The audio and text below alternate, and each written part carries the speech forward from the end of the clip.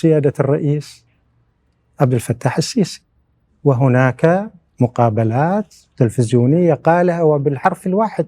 أنه لولا وقفة الإمارات معنا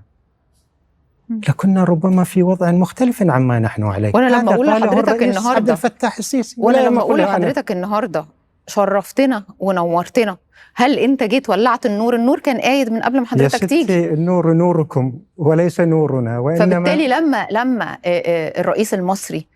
يقول ويستخدم صيغة المبالغة أحيانا اللي أنا بختلف معاها في تقدير دول شقيقة، ده لا يعني حرفيا إنه وحضرتك دارس للعلوم السياسية إن إحنا نتصور أن هذه البلد كانت على